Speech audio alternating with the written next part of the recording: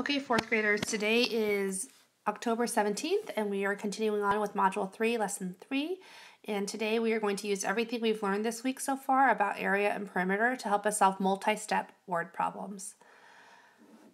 Again, today I want you to take the responsibility to pause the video on your own whenever you need to so that you can take notes, jot down what the questions are asking, draw diagrams, etc. Okay, be an active participant in your own learning so that you can get the most out of this math lesson. You should have gone over the problem of the day already with your substitute, but if not, please pause the video right now to jot down what the question is asking, write down the important information, and then show how you know what the answer is. Make sure you show all your work using a drawing and or numbers. Maybe even explain your thinking using words. Pause the video right now again to check your answer and to check your thinking. You'll notice that this is a two-step problem because we had to first figure out the dimensions of the screen in the library based on the perimeter that was given to us and the information that was given to us. And then we knew that the length and the width of the screen in the auditorium were both 5 times as long or 5 times as wide as the one in the library. So then we had to find the new dimensions for the screen in the auditorium and use that in the end to find the perimeter. Okay, this question says, Katie cut out a piece of wrapping paper that was 2 times as long and 3 times as wide as the box she was wrapping. The box was 5 inches long and 4 inches wide. What was the perimeter of the wrapping paper that Katie cut? So the question is asking us, what was the perimeter of the wrapping paper? We know that it is 2 times as long and 3 times as wide as the box. We also know the box is 5 inches long and 4 inches wide. Okay, so remember whenever we do word problems, we need to read, draw, and then write. We just read the problem, so take a moment right now, pause the video to write down what the question's asking and the important information. Now that you've done the R step, the next step is to draw. In the past, we always drew tape diagrams mostly, right? But oftentimes when we're working with area and perimeter, it doesn't make as much sense to draw a tape diagram. It makes more sense to draw a picture of the rectangle that you're trying to work with. So for instance, we know, and in this case, we might have to draw 2 pictures because we want to first figure out what the box looks like. We know that the box is 5 inches long by 4 inches wide. Okay, and then we know that she made the wrapping paper bigger than the box, which makes sense because if you're wrapping something, you need more than the actual dimensions, right? And it says it's 2 times as long. So we're going to take the length, which was 5 inches, and we know it's 2 times as long, so we do 5 times 2, which means that the paper was 10 inches long. Okay, and then it was 3 times as wide. So let's take the width, which was 4 inches, and we know it's 3 times as wide, so that makes it 4 times 3, which is 12 inches. Now let me go back and see, now that I've drawn a picture, let me go back and see what the question was asking. It's asking, what is the perimeter of the wrapping paper? So we have to find the distance 10 plus 12, and then this one's 10 again, plus 12, right? Or as we know, the formula could be 2 times the sum of the length and the width. In this case, it's 2 times the sum of 10 and 12, or 2 times 22, which is 44 inches. The perimeter of her wrapping paper was 44 inches. Pause the video to jot down your notes in your notebook. Okay, let's RDW, read, draw, write this problem as well. It says, Alexis has a piece of red paper that is 4 centimeters wide. Its length is twice its width.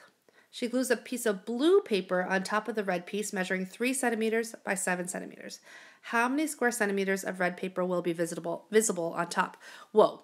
At first glance, at first read, this seems super confusing. But I promise you, if we take the time to RDW, read, draw, write, it will make a lot more sense. So pause the video right now to see if you can first jot down what the question is asking. Okay, the question is asking how many square centimeters of red paper are going to be showing or will be visible when I look at the paper from the top. Now read the problem again to yourself, pause the video, and see if you can write down the important information we need to know.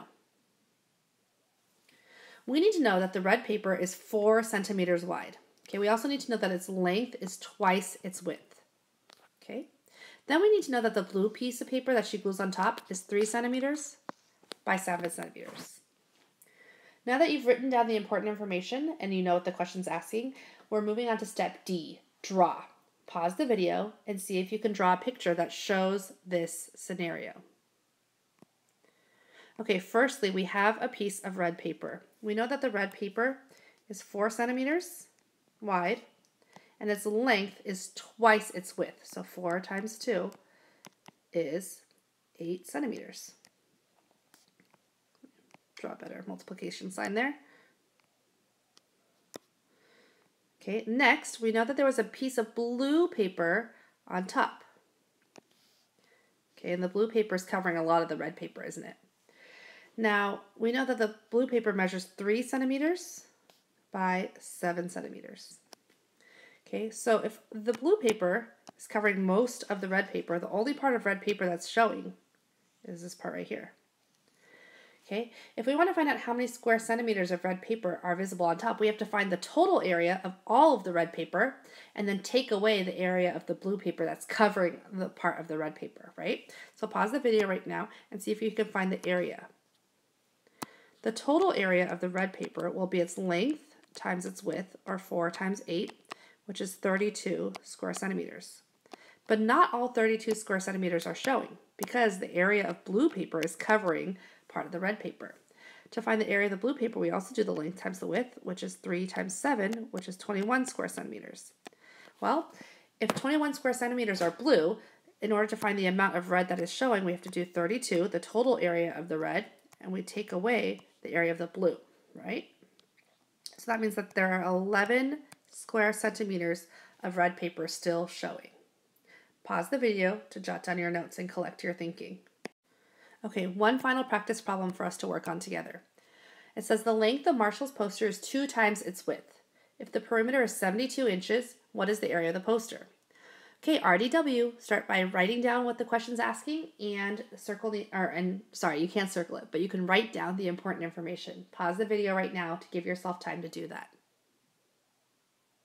The question's asking us to find the area of the poster. We know that the length is going to be 2 times its width. Okay, so for example, if the length was 1, the width would be 2. If the length was 2, then the width would be 4. Okay, this is just thinking to help us make sure we understand what those words mean, that the length is 2 times its width. It's also important for us to know that the perimeter is 72 inches. Okay, and then in the end, we're trying to find the area. Okay, so let's just go ahead and draw a picture. It's a rectangle. It's a poster. Okay, we know that the length plus the width plus the length plus the width, or 2 copies of the length plus the width, are going to equal 72. Okay, now if I only wanted to find the length, the sum of the length and the width, that's half of the perimeter, right? So I could find that the length and the width,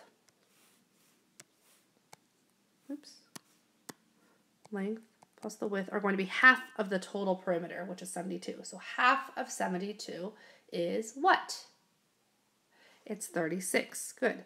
So I know that I have the length plus the width is going to be 36. I still don't know what the length or the width are, but because I know that the length is 2 times its width, I could draw a tape diagram to help me. If this is the width, the length is going to be 2 widths, isn't it? Because if this is the length, it's worth 2 of how much the width is, okay? And then I know that the width plus the length altogether is equal to 36. I can see I have 3 units here. 1, 2, 3. 3 units equals 36. That means 1 unit is going to be 36 divided by 3, or 12. That means that my width is 12, right? Each of these is now worth 12. So that means that I know the width of the poster is going to be 12 inches. Now the length is 2 times of that, right? So that's going to be 12 times 2, or 24 inches.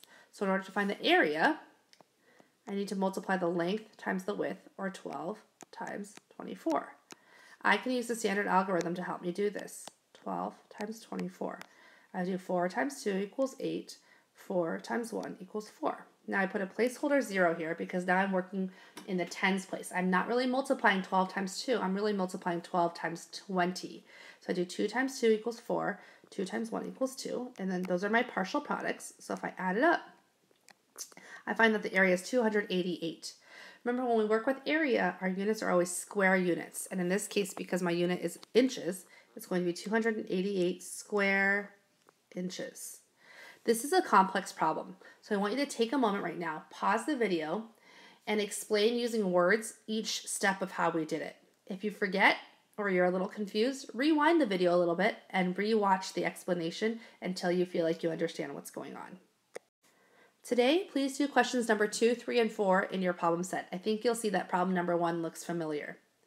Then, please work on your exit ticket, and if you have time, work on Zern. If you don't have time to work on Zern during class, please complete the problem set and or Zern at home for homework. Remember that you have a weekly check-in tomorrow, which will be on lessons 3.1, 3.2, and 3.3. Thank you.